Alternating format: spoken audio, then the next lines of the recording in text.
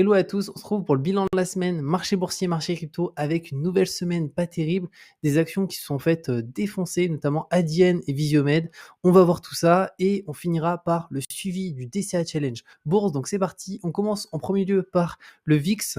Donc sur la journée de clôture, c'est pas mal, le VIX a descendu de 3,3%, mais malheureusement sur la semaine, le VIX a pris 8,60%. Faut pas non plus trop s'inquiéter. À 17,30, ça reste très faible, parce que si on se met sur un an, on reste sur des niveaux assez bas, parce qu'il n'y a même pas un an, ici en octobre, on était sur un VIX à 33,63, donc quasiment 2 fois plus élevé qu'aujourd'hui. Après, ça peut rebondir très rapidement, parce que si on se met à aller sur 5 ans juste ici, on peut le voir, en mars 2020, lorsqu'on a eu le très gros crash boursier, le VIX était à 66, donc 3 fois plus élevé qu'aujourd'hui.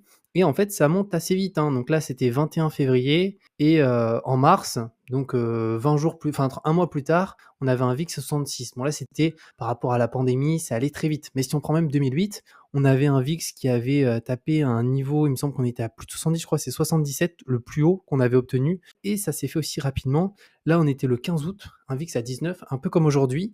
Et ce qui s'est passé, c'est que 15 août et ici, en octobre, donc finalement, en 2 mois, 2 mois et demi, le VIX avait fait plus 2 fois 3. Donc ça peut monter rapidement. Après, lorsqu'il monte très très fort, très souvent c'est suivi d'une très très très belle correction, voire d'un très beau crash boursier, ce qui signifie aussi des très bonnes opportunités d'achat et des prix beaucoup moins chers que les prix actuels. Donc on verra ce que ça donne et bien entendu on va suivre ça au cours des prochaines semaines et des prochains mois. Après, le CAC 40, marché français, 5 derniers jours, ça corrige aussi un petit peu, moins 2,22. Sur un mois, on est aussi à moins 2,22 et depuis le début de l'année, 8,64%. On se met sur le marché américain, pareil, ça corrige, on va le voir un tout petit peu moins, mais quand même, moins 1,98. Sur un mois, par contre, on est sur du moins 4,29. Après, lui, depuis le début de l'année, le S&P 500 a énormément monté, on est toujours à 14,27%. Donc franchement, pour l'instant, c'est une super belle année pour le marché américain. Mais encore une fois, elle n'est pas finie cette année. Il y a septembre, octobre, novembre, décembre, donc il reste à peu près 4 mois. Et le marché peut redescendre un peu, peut remonter aussi. Donc ça va dépendre de beaucoup d'éléments qui vont se passer dans les actualités. On va voir qu'il y a eu un élément qui a aussi, je pense, beaucoup impacté les marchés cette semaine, que ce soit le CAC 40 et le S&P 500, que je vais vous partager. Ici, on a la map du S&P 500. On va se mettre sur les 7 derniers jours, voir un petit peu ce que ça a donné. Et du coup, la map est plutôt rouge avec certaines grosses actions. Donc Tesla, moins 11, Meta, moins 6. Ici, on a Amazon, presque moins 4. On a Nvidia, qui, pour le coup, très belle perf cette semaine, plus 5,98. Donc Nvidia, ça a vraiment explosé, hein. Avec leur puce, vu qu'il y a tout ce phénomène aussi d'intelligence artificielle et tout, ils ont un cours qui a littéralement explosé depuis le début de l'année. Mais sinon, majoritairement, cette map du S&P 500 est dans le rouge avec très peu de secteurs qui sont dans le vert, mis à part un petit peu ici et encore, c'est 50-50. Après ça, on va avoir ici différentes actus qui vont avoir lieu cette semaine avec notamment quelque chose d'assez important. Donc c'est le 25 août cette semaine, c'est un discours de la Fed, donc de Jérôme Powell. C'est pas indiqué de quoi il va parler directement, mais j'imagine que c'est des taux, de la situation actuelle. Après, on a un élément qui est fondamental et je pense que ça a pu beaucoup impacter les marchés, c'est Evergrande. Donc c'est le promoteur immobilier le plus endetté au monde qui déclare faillite. Donc c'était cette semaine, ils ont déclaré faillite jeudi. Et ça implique donc 330 milliards de dollars de dette. C'est vraiment colossal. Si on descend un petit peu plus bas, d'ailleurs, le problème avec Evergrande, c'est que en Chine, l'immobilier, c'est 25% du PIB. Donc là, un acteur comme ça qui fait faillite, il faut se dire qu'il y a énormément d'entreprises qui travaillent avec Evergrande, qui sont des fournisseurs, qui sont des banques. Parce que là, quand cette dette-là, il y a des dettes bancaires, il y a des dettes de fournisseurs, il y a des dettes avec d'autres pays. Donc, c'est potentiellement beaucoup d'entreprises en difficulté et notamment les personnes qui sont investies sur les marchés, que ce soit des fonds, des entreprises, même des particuliers. Généralement, lorsqu'il se passe des choses comme ça, ils vont vendre en premier lieu les actifs les plus risqués. Donc souvent, c'est la partie crypto, mais après, c'est les marchés financiers directement, plus actions, etc. C'est pour ça qu'on a une belle baisse aussi sur les cryptos qu'on va voir juste après. Si on descend un petit peu plus bas, juste ici, donc les entreprises derrière la vente de 40% des maisons du pays ont fait défaut dans le secteur immobilier en Chine, donc depuis 2021. Et si on regarde aussi un petit peu plus bas, donc des pertes colossales, on parle de 81 milliards de dollars pour les années cumulées de 2021 et 2022. Donc en 2 ans, 81 milliards, c'est stratosphérique. Donc on va voir qu'est-ce que va donner cette affaire, mais en tout cas, ils se sont déclarés, en faillite. Donc pour le moment, je crois que c'est chapitre 15 aux États-Unis afin de protéger ses avoirs, américains. Juste après, notre euro-dollar, ça aussi une nouvelle pas terrible. Il y a pas longtemps, il était à 1,10, 1,11 et ben notre euro sur la semaine, il a pris, -1 par rapport au dollar. Donc ça, c'est pas une très bonne nouvelle. On peut voir ici que finalement sur 5 jours, bah, jour après jour, l'euro a pas mal baissé cette semaine. Sur un mois, donc pareil, on est en négatif.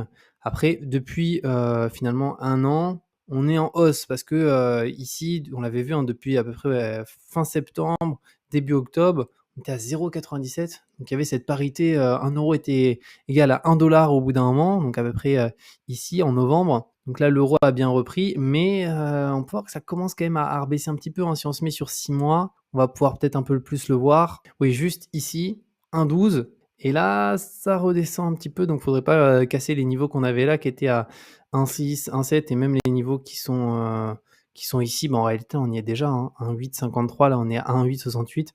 Ouais, donc c'est les niveaux qui sont, autour des 1,06, 1,07 parce qu'après, c'est encore plus bas, quoi. Après, on a certaines actions, alors Orpea qu'on suit semaine après semaine sur les 5 derniers jours, ça continue de baisser, de toute façon ça s'arrête plus Orpea et donc on est à 1,60, 1,70. Donc là, on est vraiment dans les fins fonds, on est sur la fin. Au bout d'un moment, bon, il reste encore, -99, -99,5 mais Orpea, on le suit juste comme ça pour regarder, bien entendu, voir à quel point une action peut baisser.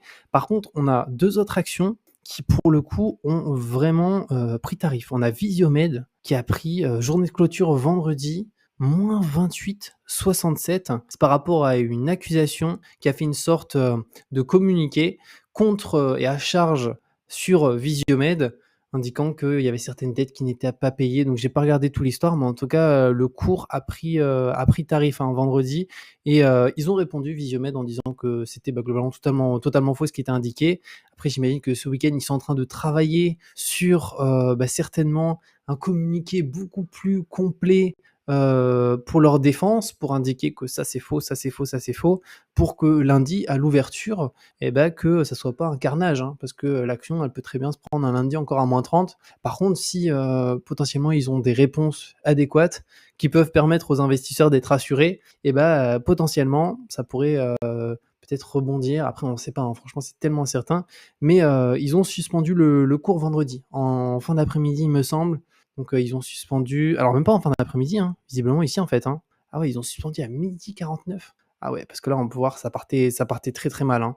Donc on verra, affaire à suivre pour Visiomed. Après c'est une small cap, donc de toute manière les gens qui investissent là-dessus, je pense qu'ils sont au courant que c'est très risqué parce que capitalisation 116 millions, c'est vraiment tout, tout petit, quoi. C'est, bah, limite ça bouge plus qu'une crypto, hein, donc enfin ça bouge plus que du bitcoin. Donc au bout d'un moment, ouais, il faut être prêt parce que même bitcoin, il ne fera jamais enfin jamais, on peut pas dire jamais, mais en une journée -28, c'est rare. -15, -20, ça peut arriver, mais c'est quand même assez rare. Mais là, ouais, -28 en même pas 6 heures, c'est quand même pas mal. Et on a aussi Adyen. Alors Adyen, pour le coup, eux, c'est par rapport à leurs résultats, ils sont pas fait attaquer, donc c'est juste des bénéfices décevants, aussi pas mal d'autres informations. Et si on regarde le cours de cette entreprise, bah alors là, c'est du spectacle aussi, hein. Ils ont pris, une baisse énorme. On va se mettre sur 5 jours, ils ont pris -43 en 5 jours. Et pour le coup, là, on parle d'une entreprise valorisée 27 milliards. Donc, c'est pas une entreprise énorme, mais c'est pas non plus la toute petite small cap de 100 millions, 200, 300 millions. Et malgré ça, -43 en 5 jours. Si on se met sur 1 an, voilà, ça se passe bien et en une journée ou en combien de journées? Non, ouais, en une semaine, on va dire, bah, c'est cette semaine, hein. Ça a baissé fin de semaine, mercredi. Je pense qu'ils ont annoncé leurs résultats mercredi, au soir et là, descente aux enfers en juste, jeudi, vendredi. En 2 jours, -43. Donc c'est le risque après d'être sur une action, individuelle. C'est pour ça que si on investit sur une action individuelle, il faut vraiment diversifier, pas avoir tout mis sur une action, même des grosses actions parce que ça peut aller très, très, très, très vite les baisses et là, on peut le voir, elle est quand même bien capitalisée et pour autant, -43 entre mercredi, 17 heures et ici vendredi, 17 heures en 48 heures. Donc quelqu'un qui a 100 000 balles, globalement, il lui reste 67 000. Donc il a perdu 43 000 euros en 48 heures. Après, on passe aux cryptos. On va se mettre ici. Alors, est-ce qu'on est sur les 7 derniers jours? Non, on est sur vendredi. Mais les cryptos, malheureusement, ça a pas mal baissé aussi, hein. Donc BTC, moins 11, Ethereum, moins 9, BNB, moins 9, XRP, oula, XRP, on est proche du moins 20, Dogecoin, moins 15, et Litecoin qui avait son halving en août, on peut voir que ça corrige énormément, parce que vu que c'est quand même beaucoup anticipé, beaucoup de personnes ont acheté du Litecoin il y a longtemps et ont vendu petit à petit. Au final, c'est pas monté très très haut, hein. Et donc là, actuellement, il est à 64. Et au niveau des cryptos, très certainement, déjà, ça a baissé parce qu'on a tout ce qui s'est passé avec Evergrande. On a aussi du Elon Musk un peu dans l'histoire. On va regarder tout ça. Donc, marché des cryptos agonise 1 milliard de dollars de liquidation en 24 heures. 1 milliard de perdus. C'est vraiment énorme. Et si on descend un petit peu plus bas, donc la valorisation totale des cryptos est passée de 1170 milliards de dollars dans la journée d'hier à 1080 milliards de dollars. Et pour le coup, il me semble que c'était ici. Donc une hécatombe parmi les positions acheteurs. Donc comme le recense le site CoinGlass, les positions acheteurs, donc les longues, ont été littéralement été massacrées hier soir. Ces derniers supportent la plus grosse perte de liquidation, 833 millions de dollars de positions longues vaporisées en 24 heures. Donc c'est pour les personnes qui font du trading et qui long ou qui shortent le marché. Pour les gens qui font du spot, ils peuvent pas être liquidés. Si tu achètes du Bitcoin ou de l'Ethereum, tu peux pas être liquidé. Par contre, tu peux te prendre un moins 10, un moins 20, un moins 30 ou des hausses inversement. Mais il n'y a pas de liquidation. Par contre, sur le trading avec les longues et les shorts, c'est le cas. Et même les personnes en short, il y en a pas mal qui ont perdu parce que position vendeuse short semblant également avoir été surpris par le petit mais très rapide rebond qui s'est produit dans la même heure que le flash crash, vers minuit et quelques heures françaises. Les vendeurs ont ainsi perdu 208 millions de dollars par liquidation.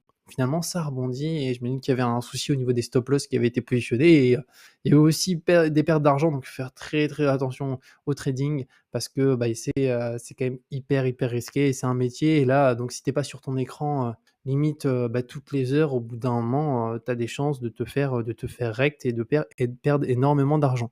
Après ça, Elon Musk a-t-il vendu le Bitcoin détenu par SpaceX? Donc pour le coup, il y a eu un article qui a été fait par le Wall Street Journal qui indique que SpaceX a choisi de vendre toute une partie de ses réserves de Bitcoin. Pour rappel, Elon Musk avait confirmé en 2021 que Tesla possédait du Bitcoin sans en mentionner le montant. Et donc le rapport publié récemment indique que SpaceX aurait vu le montant du Bitcoin détenu s'effondrer de 373 millions de dollars en 2022 et 2021. Cela suggère donc des réserves conséquentes pour l'entreprise. Cette dernière aurait par ailleurs décidé de vendre, toujours selon le Wall Street Journal. Et j'ai vu que sur Twitter, il n'a pas répondu, Elon Musk. Donc en tout cas, ça a été posté par pas mal de journaux. Il n'y a pas eu de réponse. Alors très souvent, il répond quand c'est faux. Donc c'est peut-être vrai. Après, on ne sait pas forcément parce que ça reste pas explicite de la part d'Elon Musk comme quoi tout a été vendu ou ça n'a pas été vendu, mais ça serait pas forcément étonnant hein, parce que là avec ce qui se passe, Evergrande et tout, et même s'ils ont besoin d'argent pour on ne sait jamais si on traverse un hiver compliqué pour le marché, c'est toujours bien. Je crois que c'était, ils ont dit 373 millions, donc c'est quand même une petite réserve pour l'entreprise SpaceX qui peuvent mettre dans les caisses si jamais ils ont besoin d'argent. Et après, on finit par quelque chose, finalement, on en a très peu parlé cette semaine, alors qu'en vrai, c'est une très bonne nouvelle. Donc Bitcoin, le premier ETF spot d'Europe sur le Bitcoin, débarque à Euronext. Donc ça, c'est vraiment très cool. Malheureusement, il y en a très peu qui en ont parlé et ça n'a rien changé pour le marché qui a beaucoup baissé, étant donné que pour le coup, il se passe tellement de choses. Après, ça aurait été BlackRock qui aurait dit, aurait eu validé son Bitcoin par la SEC, ça aurait été différent. Mais là, ça n'a pas été le cas, mais en tout cas, c'est le premier ETF Bitcoin spot en Europe. Donc, vu que c'est un spot, dans les réserves, en fait, dès que les personnes achètent ces ETF spot sur Euronext, pour le coup, l'émetteur, qui est ici Jacobi Asset Management, achète réellement du Bitcoin en réserve. Donc, forcément, s'il y a beaucoup d'investisseurs qui commencent à acheter de l'ETF spot Bitcoin, et pour le coup, réellement, l'émetteur achète du Bitcoin de l'autre côté, donc ça peut faire monter le cours. Après, c'est pas non plus BlackRock ici, cet émetteur, hein, c'est un petit émetteur, enfin petit. C'est pas un petit, mais par rapport à BlackRock, c'est petit. Mais en tout cas, c'est quand même une bonne nouvelle qu'en Europe, on peut voir qu'il y a un premier ETF spot Bitcoin qui a été accepté. Maintenant, ce qu'on va faire, c'est qu'on va passer au DCA Challenge Bourse, voir où est-ce que j'en suis au niveau du portefeuille. Donc, on est parti directement sur mon écran. Donc là, on est sur mon compte Trade Republic et au niveau de la semaine, parce que c'est ce qui va nous intéresser, moins 1,14%. Mais par rapport au marché, Bah, ça va parce que si on se met sur le S&P, on est sur les 5 derniers jours, il me semble qu'on ouais, un peu moins de -2 et le CAC 40, on est sur ici -2. Si on regarde sur le mois, je suis à -0,85, je baisse quand même sur un mois, mais le S&P, il est à combien sur un mois? -4,29. Donc je baisse 3 fois moins que le S&P 500, donc ça va. Je me dis que, je surperforme un tout petit peu l'indice, S&P 500, donc ça reste correct. Après, bah, quand le marché baisse, si on est sur de l'indice, on va quand même, baisser et c'est que si on est sur de l'action individuelle, si on a un peu de chance au final ou qu'on a fait de très bonne analyse que potentiellement on peut un peu surperformer. Au niveau des positions, ça change pas, un tout petit peu d'Apple, Edgeworth Quality, Physical Gold et MSCI Europe Momentum. Pareil, je laisse le DCA à 500 € par mois. Après, comme je vous l'avais dit, si ça commence à corriger fortement et qu'on se tape, cette semaine une nouvelle fois un -2, puis la semaine d'après encore un -2 et qu'on arrive sur un -10, -15, là le DCA, bah, je vais essayer, je vais voir comment je vais me démerder, mais pour un petit peu l'augmenter et réussir à investir plus. Donc voilà par rapport à ça. D'ailleurs pour ceux qui souhaitent faire du DCA chaque semaine sans frais, vous pouvez utiliser Trade Republic, je vous mettrai un lien en description. Enfin, faire un peu comme moi, c'est des plans d'investissement, enfin ils appellent ça des plans d'épargne maintenant. Ça permet d'investir chaque mois en automatique. Et juste, on dépose des fonds sur l'application et comme ça investit tout seul et on lisse ses prix d'entrée sur des ETF. On peut le faire sur des actions, mais le DCA, c'est pas vraiment sur des actions parce que bah, une action, c'est pas du tout le marché, quoi. Donc le marché peut être aussi sur le long terme, mais une action peut aller à zéro, tandis qu'un indice boursier, il y a toujours les meilleures entreprises, donc ça peut tout simplement pas aller à zéro à part si toutes les entreprises fassent faillite, mais bon, c'est quand même peu probable. Donc voilà par rapport à tout ça. On se dit à très bientôt pour une nouvelle vidéo. Je vous mets 2 autres vidéos sur la chaîne juste ici. Donc comment investir en ETF en 2023 et un petit peu plus bas, je vous mets une autre vidéo aléatoire et on se dit à très bientôt pour une nouvelle vidéo.